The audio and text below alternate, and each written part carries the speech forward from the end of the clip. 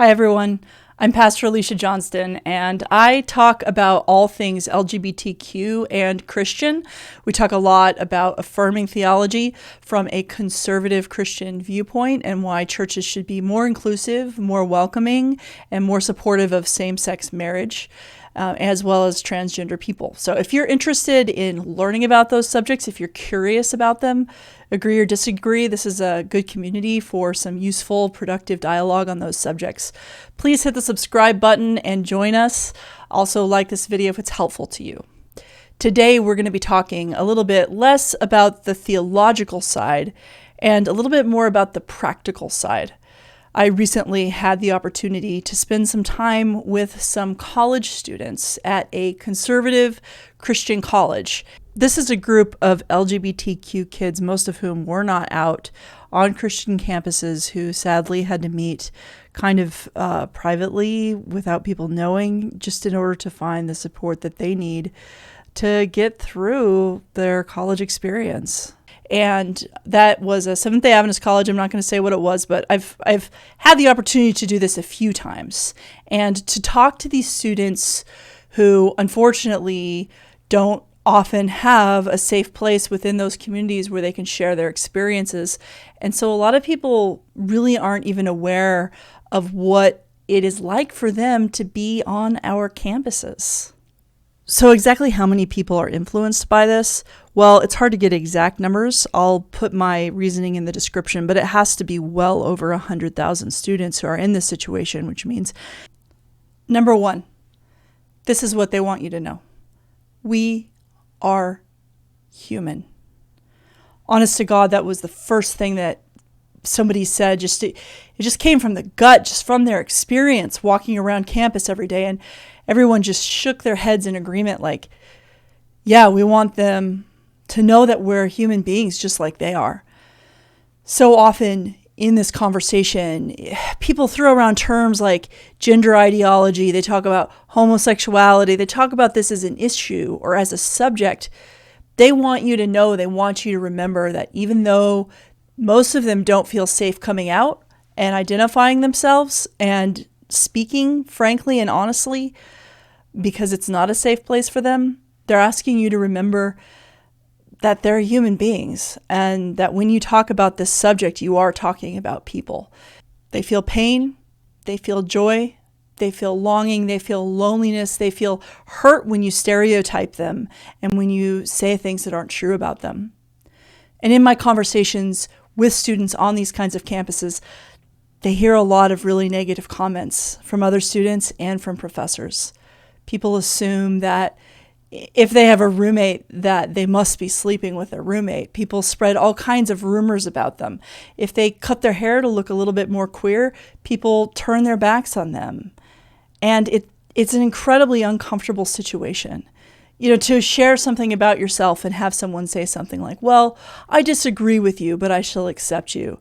You know, sometimes just think about the humanity of a person and stop for a second casting your vote on what you think about the issue. Just like get to know people and care about them and understand that you might have some actual things to learn, which leads us to our next point. Now I get to talk to you about an organization I absolutely love, Seventh-day Adventist Kinship International. They're especially focused on Adventists, people of Adventist heritage, or who are connected to Adventists and who are either allies or LGBTQ people themselves. They're an affirming organization, and they have meant the world to me. When I was first coming out, it was a really difficult time, and they were absolutely there for me. People from the organization talked to me. I'm a member, which gives me access to all kinds of social media groups. I watch their YouTube channels, the resources on their website. It's a fantastic organization. I suggest you check them out. Link in the show notes. Number two, they want you to know that idea that you have about how they can change their orientation or their gender identity, or how they can be happy despite the fact that they're told they don't get to engage in basic human experiences that everyone else does, that idea you have that's a magical solution to their problem, they've tried it already. They want you to know that they have been living with this for much, much longer than you have.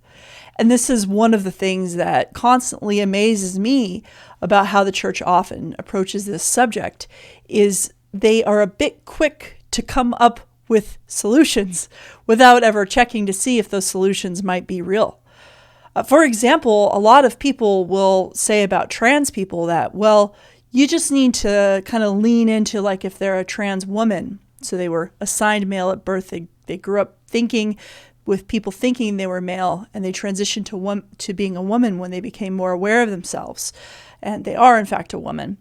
People will say, well, probably you just need to engage in some more manly activities. Like, you probably should just lean into that masculinity a little bit more, and that trans stuff will go away.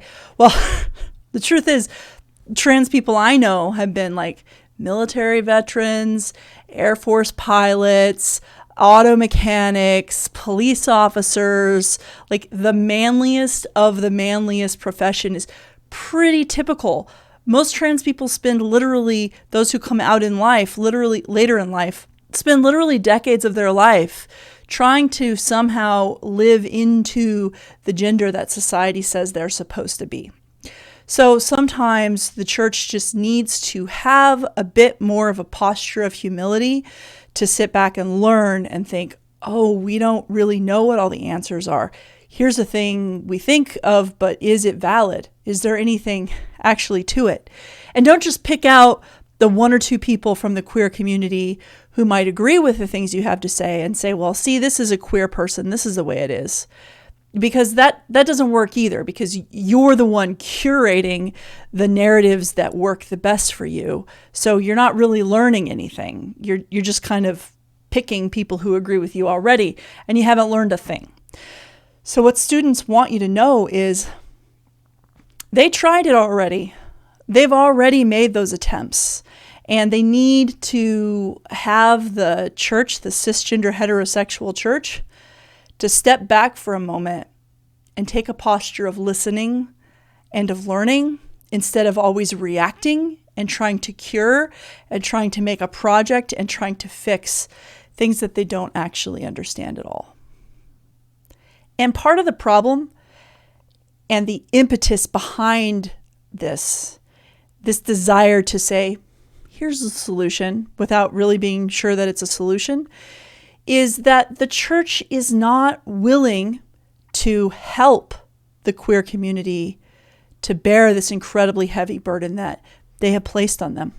So it's much easier to step back and say, well, this is just your burden to bear, and here's a few things that you can do to help, and be on your merry way, and don't violate the law of God, or you don't really have such a place here because you don't agree with us anymore. That is so much easier. The whole thing just feels like Pilate, just washing his hands and saying, this isn't my deal. This is your cross to bear. But the truth is, we as a Christian community are supposed to help one another with our struggles. We're supposed to help one another to bear these crosses. And how can you ever do that if you don't really even understand the experiences of queer people? Of course, the answer to that is you can't. You absolutely cannot. So this is an absolutely essential step.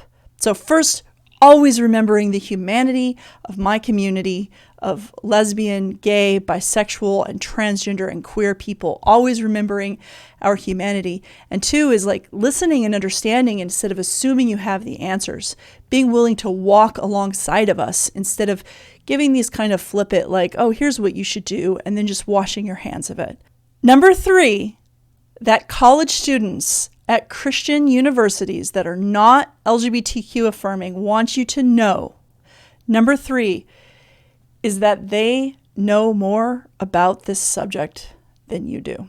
Listen, I have written a book. I've literally written a book on this subject, and I still get people sometimes sliding into my DMs. Hey, have you read Romans 1? It's really a little bit wild, or just quoting, 1 Corinthians 6 to me and just this word homosexuality without really understanding the translation issues behind that and the fact that it never even was in the Bible until 1946. Speaking of which, I got some sweet new 1946 swag. Check them out. They're on my channel in the recommended channels if you haven't looked at them already. New documentary screening for the first time this weekend in New York City. Anyway, probably if you're not part of the queer Christian community, you might not even know about 1946. You might not even know the words Malakoi or Assiniquoitai. Like, probably if you're not a queer Christian, you're probably not familiar with those words, but most of us are. Like, we've done our homework. We've studied these things, probably a lot more than you have.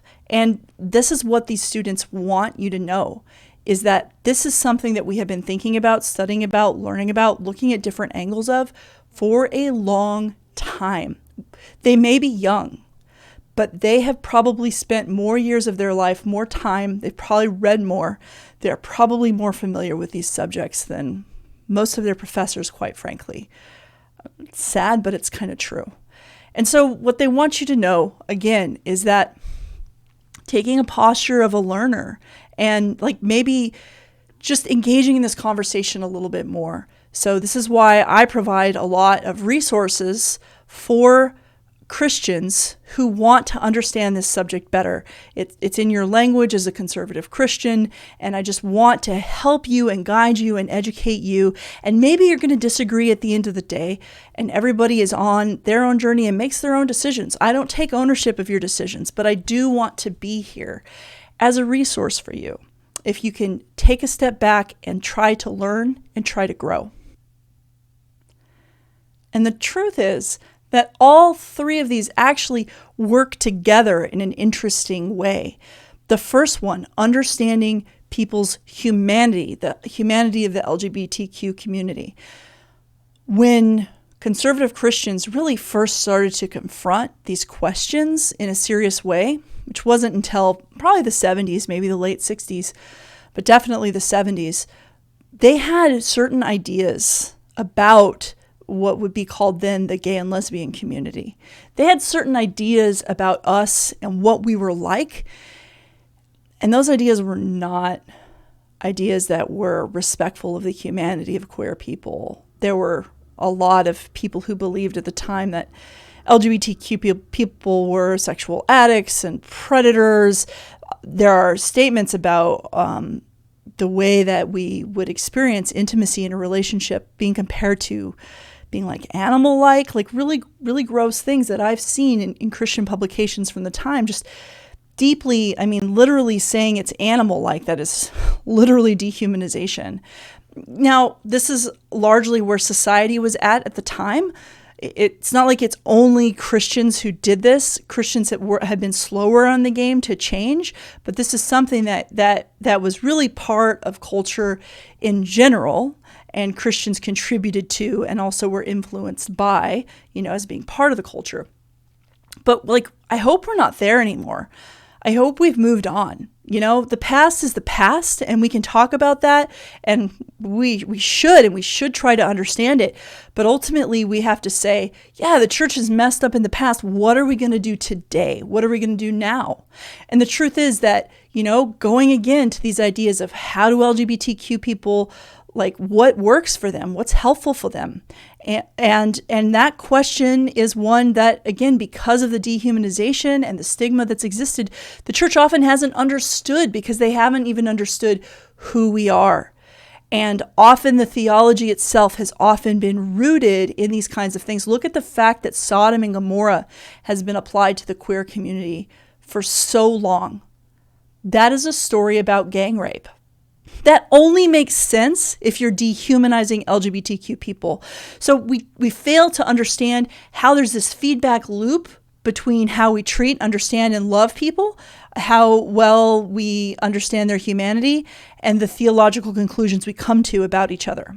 Regardless of what conclusion you might come to today, I hope you can understand that the church in the past has done this and come to a lot of wrong conclusions.